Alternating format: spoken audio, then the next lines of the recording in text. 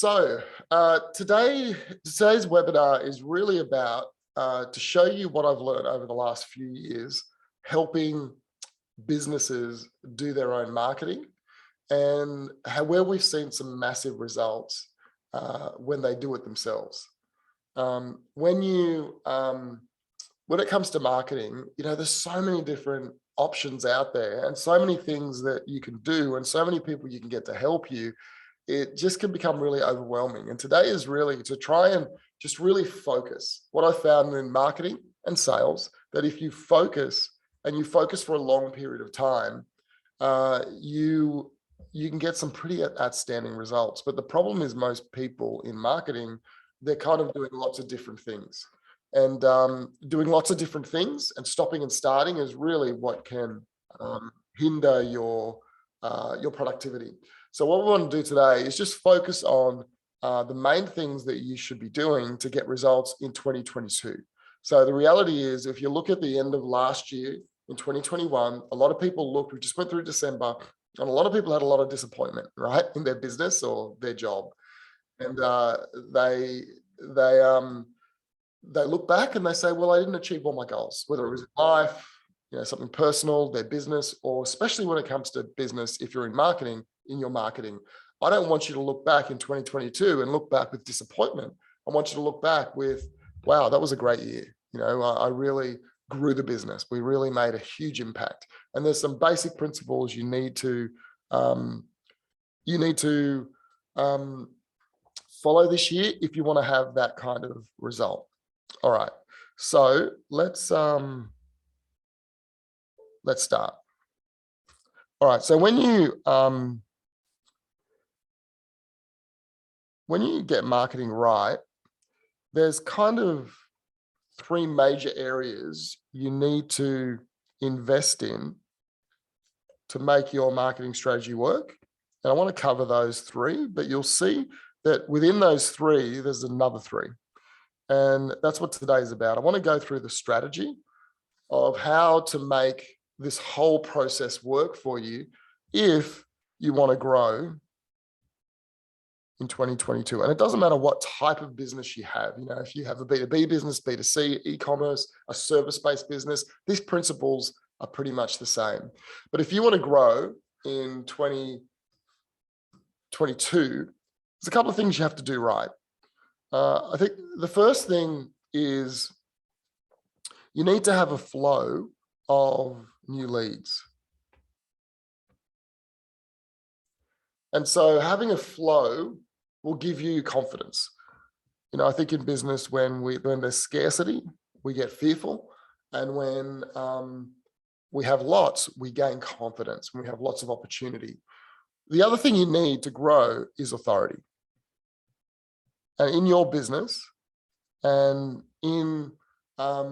with the clients you work with, when they come to you to have a meeting or to buy that product, you need a sense of authority to make sure that that transaction happens, and it happens in a way that has a high conversion rate, in a way that has certainty. And so to grow, what I want to show you today is how you can have a flow of opportunities, how you can build authority with your prospects so they want to work with your company. You're the only person that they feel that they should be working with. And when you have those two things, you'll have confidence in what you're doing so you can continue to do the right things. Because one of the things I found in business and life is when you lose confidence, you kind of second guess a lot of things in business. Justin and I worked in a business for quite a few years together. And in that business, I worked there for 12 years. And in that business at the beginning, I had no confidence. And it affected a lot of things I did. But as I started to get a flow and build authority in the industry for that business, I started to walk a foot taller. I started to believe in what I was doing. And that's when things really changed for me. And towards the back end of working in that business, I had, the flow, I had the authority, I had the confidence, and we grew that business. And that business continues to grow today. So how? How do you do it? There's three major areas you have to focus on. The first one is fill. The second is nurture. And the third is convert. So there's a little bit of a different tangent I want to take when it comes to fill. When you think of fill, you think of lead generation, you think of getting new opportunities. But I want you to see fill as filling your database. Now, yes, there is an opportunity up front when you deal with a prospect that you want to convert them, but only 3% of people that you deal with on a daily basis or that are in your market are actually ready to purchase your product now. So 3%, so 97% that you will come in contact with or that are in the marketplace right now are actually ready to make a buying decision. But what about the 97%? And yes, when we first engage with a prospect, we go for the 3%. We want them to book an appointment and to buy. But if we neglect the other 97% and treat them like second-class citizens and don't focus on them, then we kind of lose a lot of opportunity over the next 3 to 12 months. So when it comes to, if you're thinking of this as lead generation, then I want you to think of it more as, filling your database. That's the number one priority up front, because what we can do then is that we can then push people into a nurture program. And nurture is where you get the other 97%, right? And that's really important because that 97% is the other people who will really grow your business over the next 3 to 12 months. And in B2B, which I'm in, and a lot of my clients are in, I think Sarah, you're in, and Dan and Bill, B2B it's the long tail that really grows the business. And I know Sarah said that they have a lot of repeat business, which is great. But how many people are in your database, are potential prospects, and over the next 3 to 12 months will come to a realization, I need to change businesses. I need to find a better solution. And if you're there nurturing them at that time, I'm going to show you how that works, then you will be the one that they will choose. I'm going to give you a few examples of how this has happened really well for a lot of the people that I've worked with over the last 12 to 24 months. The last thing, okay, so once you fill, you have that change in mindset. Yes, you're going for the 3%, but you're really here to nurture the 97%. And once you nurture those people, then you'll have an opportunity to convert them when they're ready. Not when you're ready, but when they're ready. Remember, the 3% is ready right now, and then you're waiting for the 97% to be ready. And when they are ready, you have to have a program and work with sales, really, if you're in a marketing department or if you're a one-man business, it's you, right? You have to have a very clear process to convert. That's where sales and marketing overlap. That's why they need to work very closely together. So what I want to do now over the next 40 minutes or so is go through with you the 9 steps, the 3 steps in each one of these areas. So there's 3 steps there, there's 3 here, and there's 3 here to actually help you grow your business in 2022. Now, with these 9 steps I'm going to go through, you don't have to have them all working right now. They don't all have to be working in the business on day one. That's why it's a 3 to 12 month journey. That's why I want you to change your mindset. I always say to people, if you're in a position where you need to convert right now because you don't have cash flow, then this strategy isn't a strategy for you. There are gurus out there on YouTube that are promising 0 to 50K a month in 3 months. They're promising 300 appointments per month that they'll book for you with a VA in the Philippines. Like all these crazy claims. If that's you, where you need that, then you can go to one of those gurus. Like, can I tell you that most of the time they're lying, okay? They may have one person that's achieved that, but the vast majority of people who do their programs aren't getting those results. And definitely people with legitimate businesses who are running a real business don't need those results, but also, their strategies won't get them those kind of results as well. So we're talking now about a real business that you're going to build and you believe in and it's working. How do you take that to the next level in 2022? Okay. Any questions so far?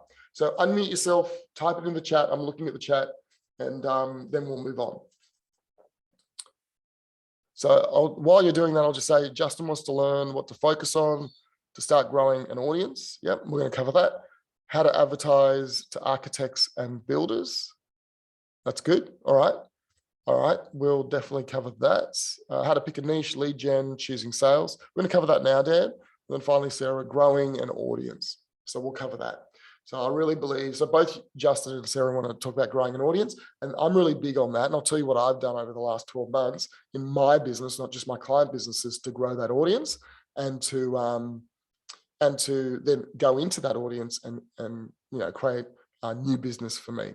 All right, so Justin, just tell me very quickly, because I don't know, what's the business you're going into? Like, just type it in the chat. What is it? Like, is it a software product? Is it, and what does it do? So then I can tailor it, tell what I say directly to you as well. All right, so let's get started. All right, so the first thing that I know you have to do is to really understand your prospect. So I always say that you don't have to know what your prospect's problem is, and have to know what your promise is. What's the outcome you're going to deliver them?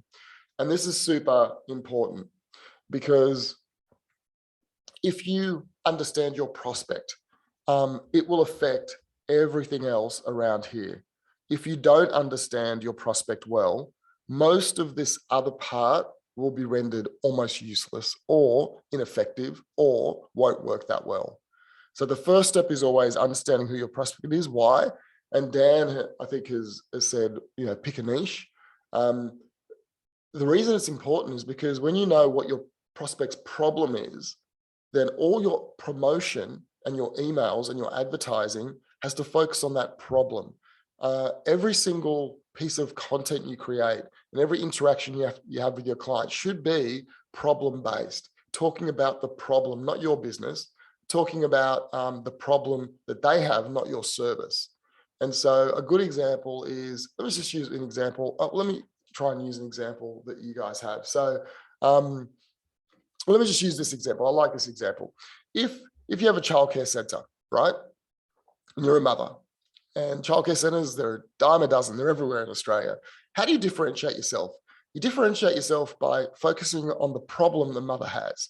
So some mothers would love their child to be able to read before they go to school, to give them that head start, because they want them to go to university and be a doctor or a lawyer, but they're only like 4 years old right now. So as a childcare center, you could say, hey, we do childcare. We make our kids have fun. We're safe, all of that kind of stuff. Or you could say, helping mothers teach their children to read before they enter school. I mean, that's on the homepage. If that's the problem that the majority of your mothers have, that's what you call out on the homepage of your childcare center. And you focus your site about education, how you prepare for kindergarten, you prepare for school. And so if I was a mother, I mean, I've had kids, and that had some value to me, I would have definitely focused more on a childcare center that talks about those problems than just how safe they are. And I mean, we assume people are safe, right? We assume that the environment is fun, that they have good facilities. That's an assumption. But there's other things that are really important to us, like the education. So if you're a business, on your homepage, on your emails, on your messaging, on your Facebook, on your content, talk about the problems of your prospect. And when you get that right, then you'll be able to speak directly to that prospect and get your message directly through all of the noise, because there's a lot of noise at the moment. Okay, the next thing is your offers. So offers are really important, because offers is how you get people into your database, right? So getting someone into your database is tricky, right? There's a lot of people trying to collect email addresses, trying to get people's attention. A couple of things I'll say to you. Your offer needs to focus on the problem, and it needs to focus on a quick solution to their problem, all right? The other thing you need to do with an offer is you need to have a shortcut. So this is where, even though I say you need to focus on filling the database with your offer so you can build an audience, you never give up the opportunity to get that 3%. So let me show you an example. So there's many types of offers. You can have a webinar, which I'm doing today. You can have an ebook, a cheat sheet, a video, an email course. There's so many different types. Oh, you can have a discount. That's an offer. Or you can have a free trial. That's an offer, right? But with that offer, you might advertise it on Facebook, on LinkedIn, through cold email. But just say you've got an ebook on there and someone clicks a button and then they go to a thank you page, okay? And on that thank you page, typically people will give the ebook and they'll say, download it, here it is. You should not do that. What you need to do is a shortcut. And what a shortcut is, it's a way of someone skipping and going directly, if you're a B2B business, into an appointment in your calendar, or if you're a business, like if you're a software product, to actually install the app. So you're going for the sale, okay? Let me give you a couple of examples. If you're a B2B business asking someone to book an appointment, remember, they're a cold prospect. They've just downloaded an ebook. They're not that committed, but you can get them into an appointment pretty quickly. The way you do it, the first way is to have a video and you say, hey, do you want this thing faster? If you do, book an appointment. So go something like this. I have a video where when someone downloads an ebook or joins a webinar, the webinar is a good example. Many of you would have experienced this on this webinar. So what I say is, hey, if you want to learn this stuff, then come to the webinar. It's a great webinar. But if you want to get results faster, then book an appointment with me and I'll show you how to get the results. And do you know, I get probably more appointments booked before my webinar than I do after my webinar. Because there's a whole group of people who are busy business owners who join the webinar knowing full well they're not going to come because they're just too busy. They'd love to come, but they're not going to. And when I give them an offer, when I give them a shortcut, they're like, yep, I'll take that. 15 minutes. I know I'm not going to come at that time. 15 minutes, great. I get so many bookings that way. Another shortcut, if you have a B2B business or a software product, is to do a questionnaire. So what you do is someone downloads your ebook and you don't give it to them. You say, hey, your ebook's going to be in your email in 5 minutes. So what you do is, what you can do is fill in this questionnaire and we'll see whether we can help you, or we'll see if you have a need that we can help with, or we'll see if there's a gap between where you are and where you need to be. Now, this questionnaire is all about building pain, right? It's not about qualification. So a good example is my website business. When someone downloads my ebook, I say to them, hey, your ebook is going to be in your inbox the next 5 minutes, but while you wait, why don't you fill in this questionnaire and we'll figure out if your website can actually generate more leads, right? And so people are like, yeah, I'm waiting 5 minutes, I'll just fill it in. There's 10 or 12 questions in that questionnaire, and each question is built to build pain. It's to highlight a gap. So one of the questions I ask is, hey, do you do Facebook retargeting on your website to get the 97% of people who leave and will never come back? People are like, what? 97% of people leave and never come back? I don't have Facebook ads, retargeting. I don't even know what that is. They say, no, I've now built a gap, a pain. I've stretched something. I've made them uncomfortable. They don't have something. Next question. I say, hey, when someone fills in your contact us form or downloads an ebook, do you have a series of 2 weeks worth of emails that educates them and asks them to book an appointment with one of your sales team? And people are like, no, I've heard of it, but I don't have it. They say no. Now there's 2 things that are worrying them. And I just keep going with those kind of questions. And at the end of it, I say to them, I give them a score. So the next page, it says, hey, you got 30%, which is bad, but it's also good because that means you have more opportunity. So if you want to discuss how we can get more leads from your website, which is very deficient, but means there's lots of opportunity for growth, book a call in my calendar. And that's how I get people to book a call directly into my calendar using a shortcut. So has anyone, type into the chat, who has heard of a shortcut before or seen an example of a shortcut like this? Is that something that you can apply in your business? Think to yourself, how can we give something away to capture someone's contact details, to fill our database, but have a shortcut to a sales meeting at the same time? Just type into the chat. Can I just tell you one other thing? You always ask for the phone number. If you're a B2B business or a service-based business and you need to get someone on the phone, whenever you ask them to download something, always get the phone number, because another shortcut is just a phone call. That's a third shortcut. Just call them. It's amazing. I do it. I used to do it a lot. I don't do it as much anymore because I don't have to, because I have my funnels working, but it's an amazing shortcut. People a lot of times are like, wow, they call me. They're willing to talk. And no one does it. No one calls. And so it's a really big shortcut to go from ebook, make a call to that person, and then book them into a call. It's another shortcut. Okay. Next thing is traffic source. Any questions so far? So traffic is what everyone wants to talk about, right? Everyone wants to talk about Facebook, Instagram, SEO, Google Ads. At the moment, it's TikTok.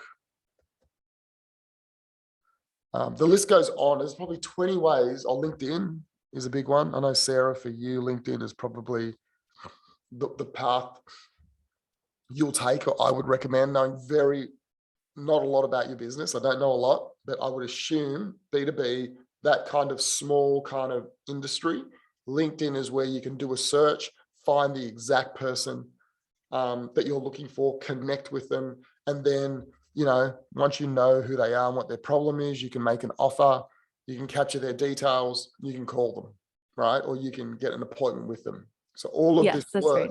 Yeah. So all of this works so are you currently doing LinkedIn, Sarah? Yeah, that's our main form of social media when we share new events that are upcoming. Okay. So with LinkedIn, there's a concept called LinkedIn outreach. And that's where you search for someone and you connect with them. So a person in your business connects with them and then develops that relation one-on-one through the messaging system. Are you guys using that at all? Yes, our sales team does that pretty often. Great, great. And what's your results with that? How are you guys going with that? Is it good, bad, or awesome? It's good. I would say it's a little hard to find people because we're such a niche area. You can't really tell based off of titles alone. But it does work. Yeah. Okay. Okay, great. Now with anything, there's good ways of doing it and there's poor ways of doing it, and it's always changing. So currently on LinkedIn, once you find the right person, obviously, I'll give you a tip. A really good strategy is to follow that person for a couple of weeks, like and comment on their posts so they get to see the name come up, your name, and then connect with them. So you put a good especially in your business where it's rare, put a good 2 or 3 weeks worth of commenting, liking, even sharing some of the stuff. So, because on LinkedIn, if someone likes your post, it's very rare. So it's very common for people to look and see who those people are. Then once you've done that, they kind of know the name. Then when you connect, the second tip I'll give you, this is for everybody, is when you connect with someone, if you go to a party, put it this way, there's a friend of mine he's in Japan, he lives in Japan, and everyone wears black suits in Japan, right? Everybody, you go to a business function, everyone's got black suits. But if there was a guy there with a pink suit, right, what would be the first thing you'd do when you go up to him? He would expect you to say, wow, cool suit, right? He wants you to talk about the suit. Otherwise, he'd wear a black suit, right? And people are like that in business as well. Like, if you compliment someone on something that they've done, it's very hard for them not to say thank you. It's very hard for them not to say, oh, that's great, like to appreciate that. So one of the strategies your salespeople should use is, if they are engaged on LinkedIn, look through their profile. And when they connect, the first thing they should do is take a screenshot of one of their posts or their blog posts or an award that they want on their website or something about their business. Take a screenshot, paste it in, and say, hey, I just came across this, congratulations, or fantastic post. I really liked what you said about this. So what you're doing is starting the relationship with a compliment. It's very hard for someone not to say at least thank you and respond to that. Is that something that you guys are currently doing? No, but what would you say for people that don't use their LinkedIn account frequently? Okay, so if they don't use their LinkedIn account and you've just connected with them, then you can go off LinkedIn. You can find something to do with the business on their blog, on their website, on YouTube. There's got to be something, and you've got to do the research. Your salespeople have to do the research because this is relationship. This is building real. These people aren't robots, and these are real people. So they have to do a bit of work because one client is probably worth a lot of money. So they've got to do their research. And the first thing you do, the reason you take a screenshot is because they can see evidence that you've done the research. And so that's the first thing I'd say. The second thing is if someone's not engaged with Sales Navigator, you can do a search for people who are engaged in the last 30 days. If they're not engaged, it's hard. It's really hard because they don't use their LinkedIn. So typically you go for people who are engaged. If they're, Facebook has this button, sorry, LinkedIn has this button that says engaged in the last 30 days, right? If they are engaged in the last 30 days, then they're a good candidate. If they're not, then it's going to be hard. What you can do is there's apps out there like Phantom Buster, where you can take that profile and Phantom Buster will go in and try and find their email and all of that, and then you can reach out with their email. So there's other apps you can use if you find them and they're not engaged to get their details and cold email them, but you'd cold email them with a similar type of really personalized response. One of the things I'd suggest is an app called Vidyard. And when you do cold email, you create a video, a personalized video like this for that person, and Vidyard, you can embed it into the email. So you make very, very personalized interactions with people, not mass emails. Okay. Check out Vidyard and all their training. It's very powerful in the B2B space at the moment. Okay. So traffic, lots of ways of getting traffic. What I want to say is there's probably only two, maybe three ways, probably two, maybe even one just for you that you should focus on. Don't do everything. All you got to do is find a really good way to get traffic. So last year, I have a coaching program where I coach businesses how to grow and do this stuff. The one source I used was a webinar. So I had a webinar. I'd drive people 3 times a week into the webinar. I would then get people to go through the shortcut. So they would sign up for the webinar. I'd then go to this and they'd book an appointment. I had that method and I just worked that method over and over and 3 times a week, just push people through it. One traffic source, Facebook ads. Okay. When that started to work, I also built a Facebook group. And then at the back end of here, when they booked an appointment, I said, join the group. And then I've got a whole bunch of stuff in that group as well. But I mastered one first and then moved to the second one. Okay. Any questions around that? While you're asking your questions, just unmute yourself. Happy for you to unmute yourself and try and apply this to your business. The next thing I want to talk about is content.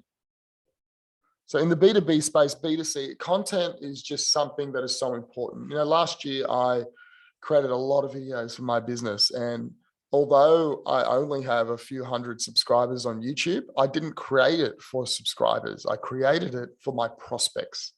So what happens is someone may find me on YouTube now, very rare. I mean, it's happening a lot more now, but in the first few months, it never happened. But now people will find me on YouTube. They'll binge watch 20 of my videos and they'll book an appointment, right? But typically what happens is people will, I post all my videos on LinkedIn. And so people will find a video on LinkedIn and then watch a whole bunch of videos and then book an appointment. In my Facebook group, people will watch a video, watch another one, and then they book an appointment. The reason content works, it's not just for getting more traffic. It's for the sales process. Just remember, it's the sales process that you need content for. Yes, it's for traffic. Yes, it's to get people in SEO and that kind of thing and YouTube. But when you first start doing it, you're not going to get a lot of that. But where you can use it very powerfully is to build authority. And we talked about building authority, and you do it through content. And you do it through creating content where people can read article after article after article. And there's a company that does this very well. And they're a pool company and they do their they've done the stats on it. And the average person who books an appointment to have an appointment to get a pool will read between 100 and 200 articles on their website before they book the appointment. And so that's what you've got to do. It's worked for me. And it'll work for your business too. But remember I said it's a 12-month journey. It's not a quick fix. It's like, let's implement things in our business today and every single day for the next 12 months that will see drastic change over a long period of time. Let me give you another example. Before I do, let me just talk about this. Campaigns is the next thing on nurture. So now we're nurturing people. We've got them into the database, right? But we've had a go at getting the top 3 using some sort of lead magnet and then a shortcut. But now we've got the other 97%. So now we're nurturing. So how do we nurture? We create great content that answers their questions. And then we run that content through campaigns. So what's that? So the different ways you can do it is through email marketing. You can do it through Facebook retargeting. So even in B2B, like Sarah, your business, they're B2B, but you have a database of people. You should import that database into Facebook and then show ads just to those people, retargeting them, right? Because they're people and they're on Facebook, and you just run ads about your company just to those people. So you're probably not going to use Facebook for the greater audience and to get leads, but you can use it to nurture your leads and build authority and to keep on top of mind. SMS you can use is very powerful for nurturing. Phone calls is good in B2B space. You just want to call people from time to time. Webinars are good, like this, all you guys, I did 0 advertising for this. And, when you have a webinar like this, typically only 30% of people turn up. And I have multiple webinars this week. And so anyone that comes in, only 30% of people turn up, but I'll have more register. And I've already got appointments booked in my calendar based on doing this webinar. I'm doing that twice a week to different audiences. I spent no money, and every week I'll just do that. And you can see that I'm just getting appointments booked. Not huge amounts, but I don't need huge amounts of appointments. I need good quality people booking in saying, Marlon, I want to work with you, not me saying, can I work with you? Okay. Webinars are good. Social media, posting on social media. LinkedIn's very good. Because LinkedIn isn't like Facebook. It's not crowded yet with content. So when you post content, LinkedIn pushes it out to everyone. So social media, get your content posted everywhere. But let me talk to you about a campaign when it comes to email. So I've got a client, Jeff, and Jeff is a great client because when he came to me, he was really struggling. And sure, what's happening with Siri? Let me just get rid of this. Yep.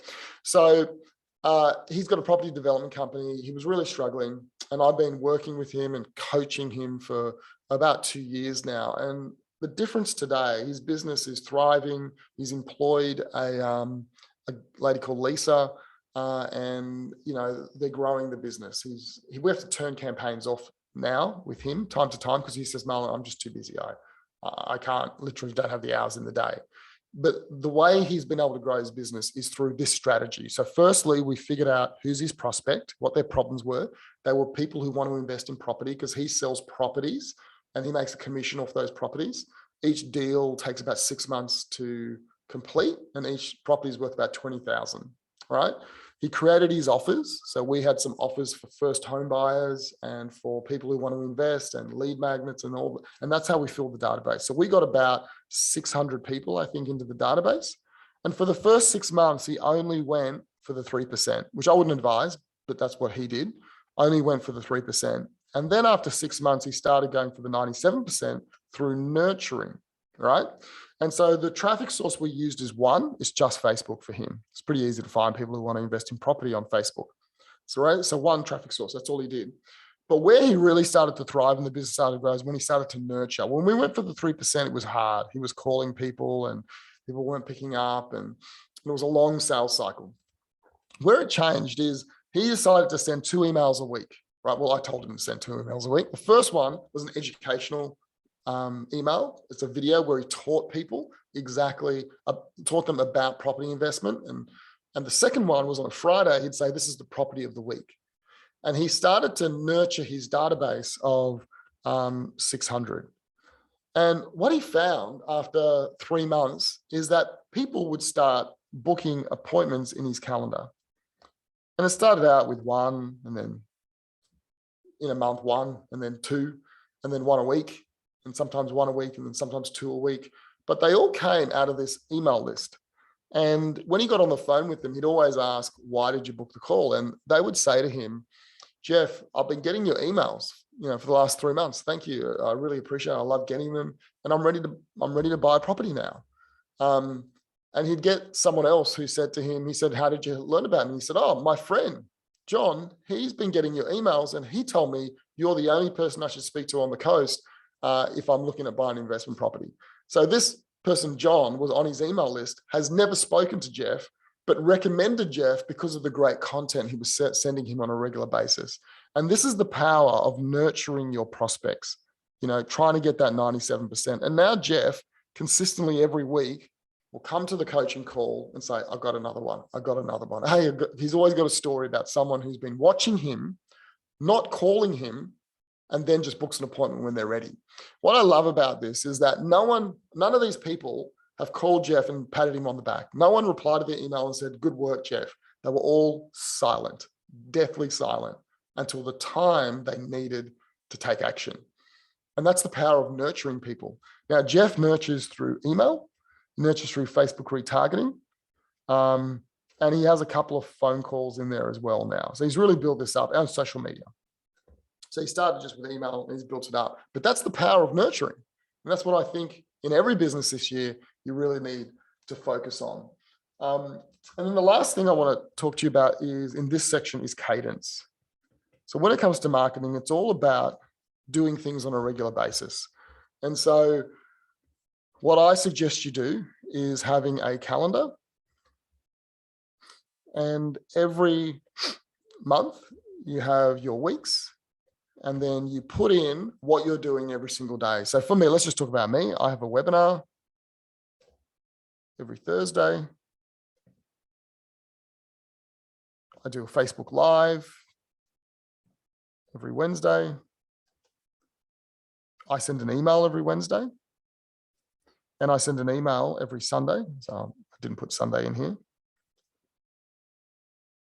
I do social posts every single day, except when I do the Facebook Live, that's my social post.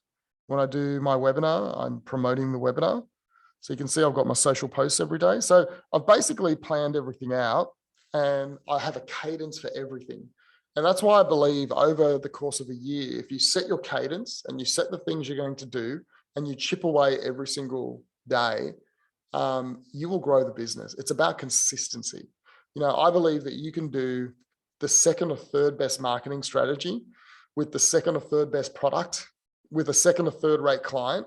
And if you're consistent, you can grow a business. Now, I've seen people who are terrible business people who treat their clients badly and yet still grow. And they're just consistent at winning new clients. They're consistent at networking. They're really good salespeople, but terrible to their clients. And I've looked at that and I've got really upset over the years. But then I've thought, you know what? Why don't I learn from that? And the learning is consistency. So many businesses have good ideas and then they come back and they do nothing and have another good idea come back. And they're never really taking, the opportunity to get good at anything. And that up and down, do Facebook, stop it, do this strategy, stop it, is really killing your business. What you need to do is just be more consistent. And so every day, just chip away, have your strategy, and then every month, execute that strategy. That's the power of cadence in marketing. The other thing I'll say to you is there's a great saying that says, little hinges swing big doors. And these little hinges here, that's the daily activity. That's the doing consistently. You can swing a very thick, heavy door if you have these little things that you do every day.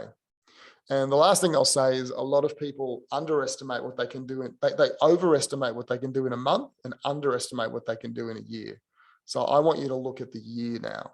What can you do in the next 12 months by being consistent, by chipping away at having a cadence of all these strategies we're talking about and just putting them in and then chipping away every single week at it.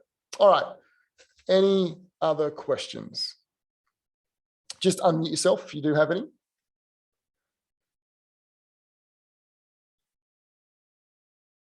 Okay, so Justin, I guess you want to do a coaching, it's like a coaching program looking to monetize.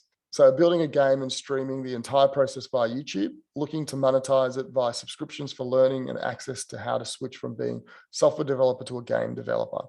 So to me, that sounds like a coaching program. Is that right?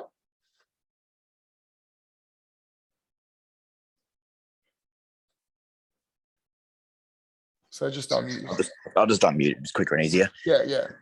It's more to sort of monetizing the process of building the game over, like I say, a 12-month period.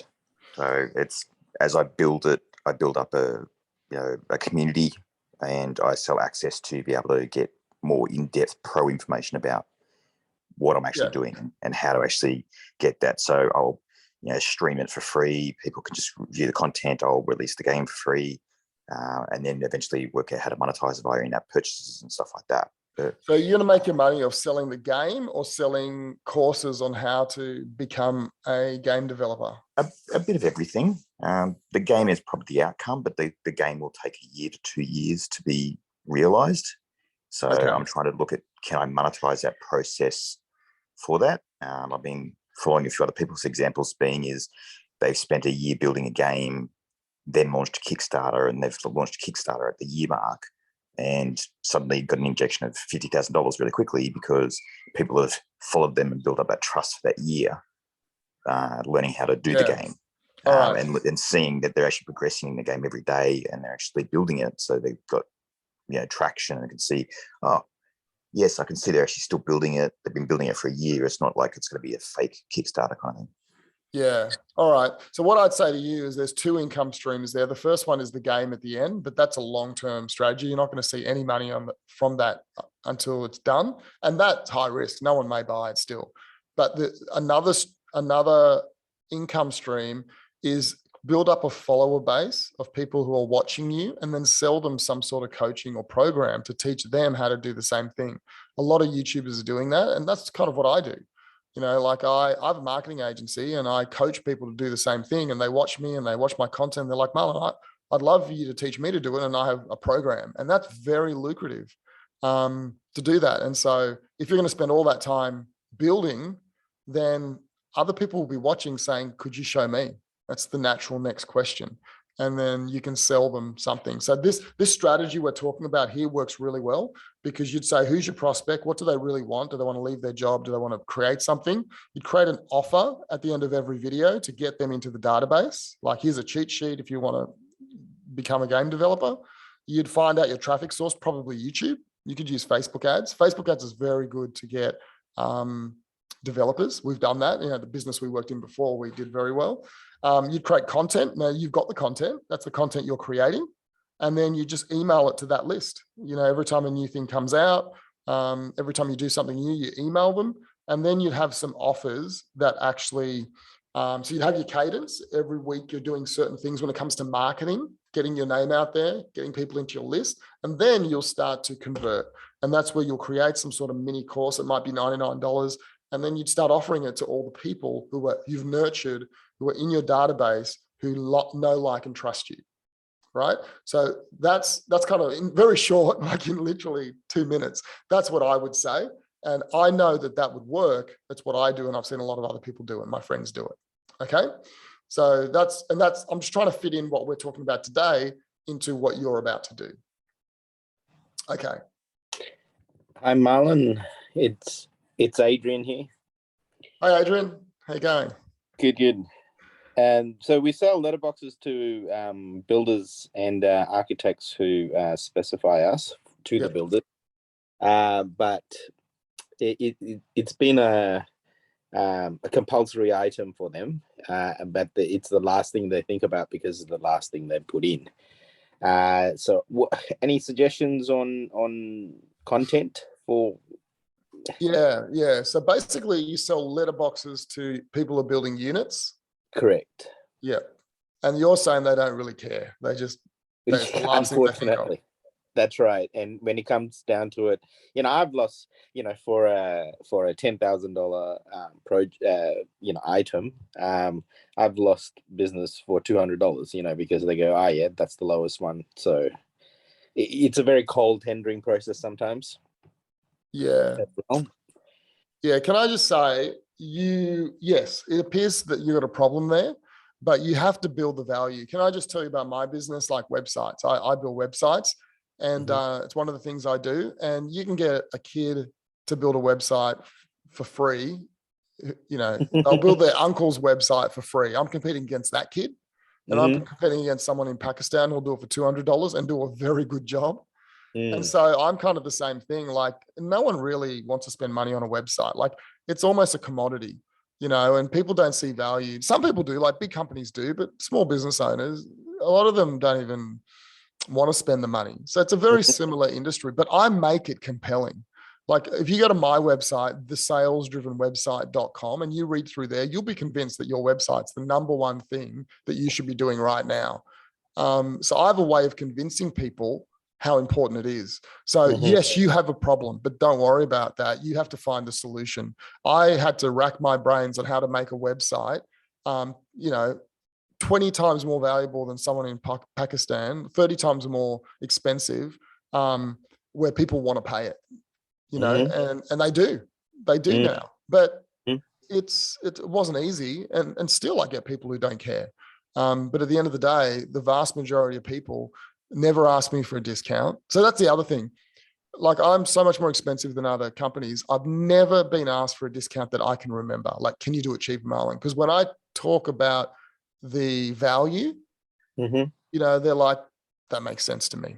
That makes sense. People have always said, Marlon, you're too expensive. Sorry, I'd love to work with you, but I can't. But they never say, can you do it cheaper? And I'm fine if they can't afford it. Like, that's not a problem. So, and the way I've done that is through content. Look at my website, thesalesdrivenwebsite.com, and you'll see how I create this amazing aura around a website. And I believe you can do the same thing. If that was my business, I would find a way. There's a good book you should read called They Ask, You Answer.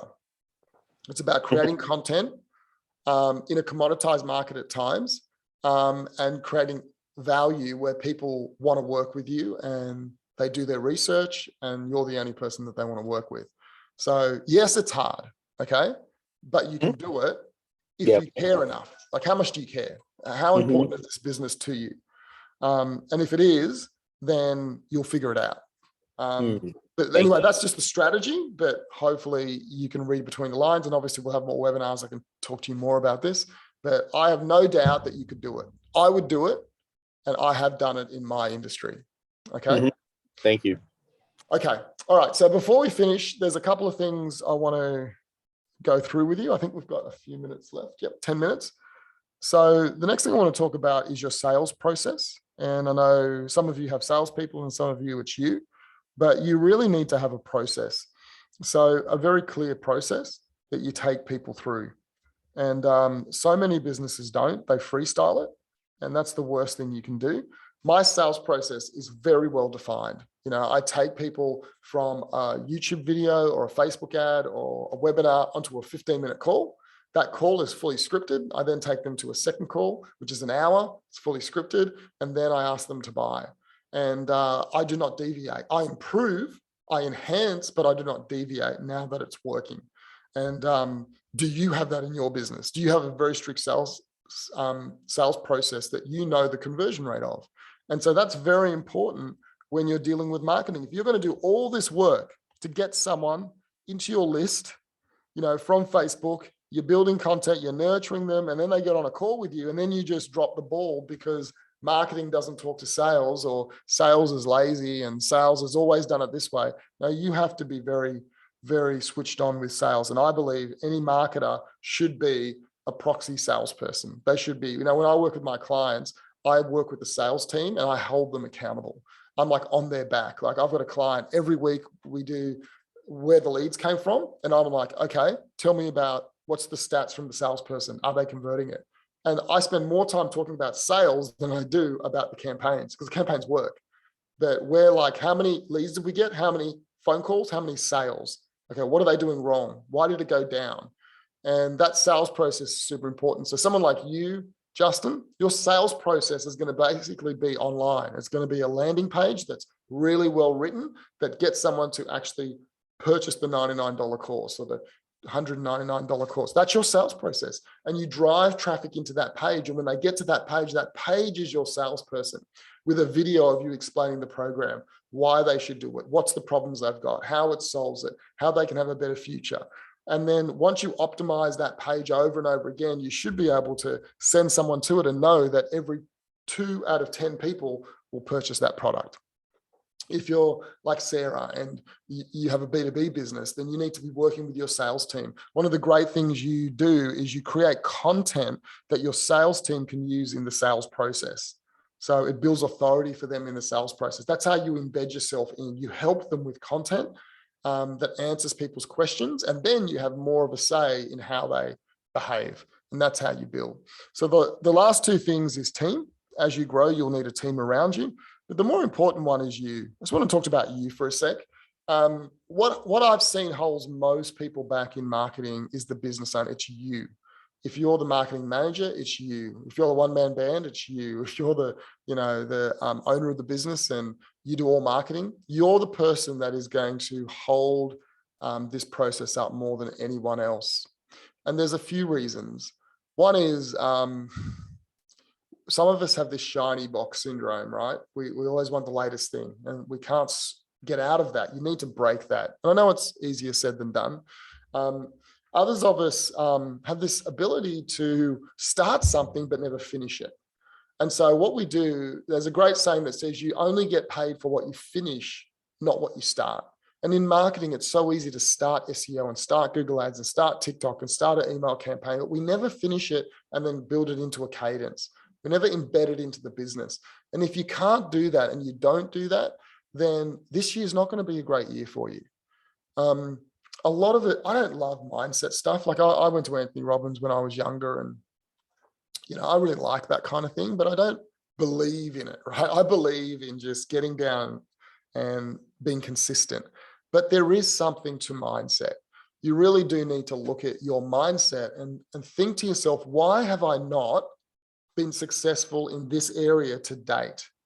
And a lot of times it won't come down to Facebook or what your, the external sources. It'll come down to you, right? Like, what can I improve in me? I'll tell you, with me, one of the biggest challenges I had is I was one of these people that starts and never finishes.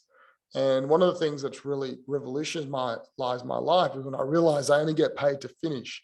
And I've really improved that part of my life, and the results have just been outstanding. I'm a shiny box syndrome person, right? Love the new things. And I've realized just pick one and just get really good at the one thing. So I want you to ask yourself, what is it with you that's holding you back from being successful this year? Because it's definitely not Facebook, right? It's definitely not LinkedIn. It's definitely not the strategies. It's probably you. And so the last thing before we finish, I just want to give you an offer, and I'll answer some questions. The offer is this. If you like what I've said today and you think, look, I'd love some help with that, I have a coaching program where I help you do all these things that you're looking at on the screen. It's a long-term strategy. It's something that we do over 6 to 12 months together, and we embed it. And the whole idea is that I help you and coach you to do it so you don't need me anymore. So you don't depend on an agency. You don't depend on a third party. It's built into your business. We build the systems and procedures to make it all happen in your business. We give you the skills so you can do it without someone like me. I believe 100% that the best people to do marketing in a business is the business, to bring it in-house, because you care more than any agency could ever care about. You care more than any consultant. The problem is, what do you do and how do you do it? And how do you get correction when it doesn't work? And that's where coaching comes in. So I have an agency and I have a coaching business. I've got to say, the coaching is my passion because I believe in teaching businesses to do it themselves. And I believe that's the best long-term strategy, because then you can do it. You're in full control. Okay. So if that's you and you want to find out more about that, and it's something that you would like to investigate more, I'll just put a link in the chat where you can click the link and book in a 15-minute chat with me. Look, I'm not going to sell you on that chat. It's not a sales call. It's really for us to just figure out, would this work for you? And what are the benefits? And I can answer any of your questions. And then if at the end of that chat, I'll give you lots of value, but if at the end I think I can help you, we'll build a second meeting. That second meeting will be more of a meeting where we talk about the how. The first one is it an option? Would it work for your business? Okay, so that's my offer for you today. Other than that, questions. So I have a few minutes before I've got to jump off on a coaching call, but just unmute yourself and just ask me any questions you may have before I jump off. If you have any, or type them into the chat. So either way. But yeah, so does anyone have any questions before we wrap up? While you're thinking of your questions, just type into the chat, what's the 1 or 2 things you're going to take out of today that you can apply this week or next week in your business? So either type that in or ask me a question. Justin, why don't I just ask you, what can you take out of today that you can apply in this business of yours that you're about to, push pretty hard with?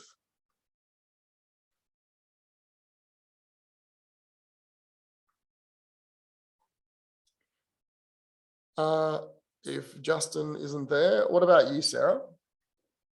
Anything that you can take out? Yeah, I like what you said about finishing before you start something new. That resonates well. Yeah. And working out a sales process. We do have one, but I like your idea of including more marketing materials in that. So yes, look into yeah. that.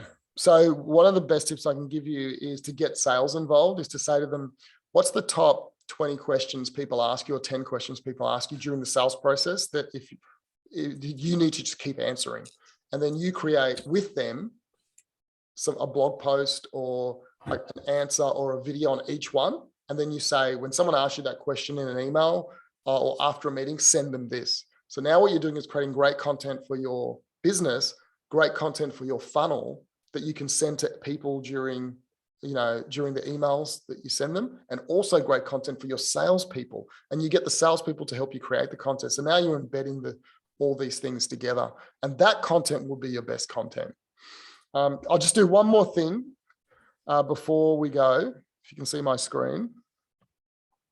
1, 2, 3, 4, 5, which I think you'll really like, Sarah. This is called the 5 whys. Okay.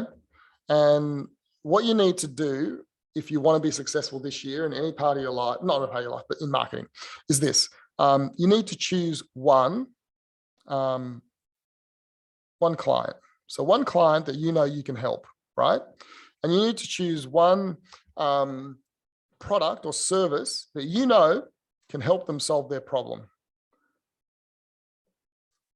You need to choose one traffic source on how you can find that client.